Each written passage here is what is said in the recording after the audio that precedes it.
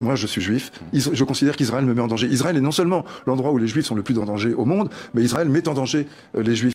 Le Hamas n'a pas déclaré la guerre à Israël. Israël occupe des territoires palestiniens qui sont dans lesquels la population a le droit de se défendre. Donc cette guerre, c'est une guerre que Israël mène aux Palestiniens depuis des décennies et dont nous assistons à un épisode particulièrement sanglant, particulièrement atroce. Et dès lors qu'une seule partie a le droit de se défendre alors qu'il y a deux parties, et qu'en plus la deuxième partie, c'est-à-dire la partie palestinienne, est la partie agressée, pourquoi est-ce que, par exemple, dans de nombreux pays dans le monde, on considère qu'il y a un scandale de deux poids, deux mesures? Parce que quand la Russie attaque l'Ukraine, on se réfugie derrière le droit international pour justifier et je pense qu'on le fait à juste titre, au demeurant, pour justifier un armement, une aide significative apportée à l'Ukraine. Et pourquoi est-ce que lorsque Israël attaque la Palestine, occupe la Palestine, le droit international s'évapore et la seule chose qu'on demande, c'est faire passer quelques anesthésiques et quelques sacs de vivres? Là, il est évident qu'il y a un deux poids deux mesures insupportable et que dans le monde entier, ça c'est visible comme le nez au milieu de la figure. Il n'y a que dans notre petite Europe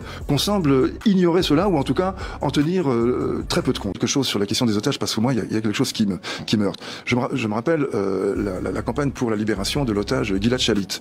On parlait de lui comme un otage, il y avait un grand portrait affiché de lui de 10 mètres de haut.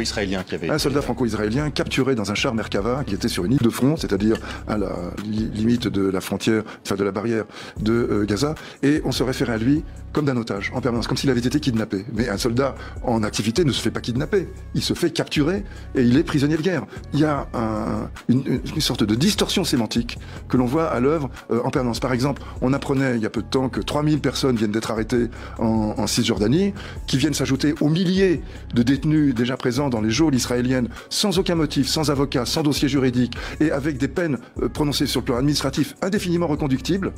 Tous ces gens-là, est-ce que ce ne sont pas des otages aussi? Est-ce que ce ne sont pas tout simplement pris en otage? Donc Israël devrait être aussi considéré comme un pays qui détient des milliers d'otages.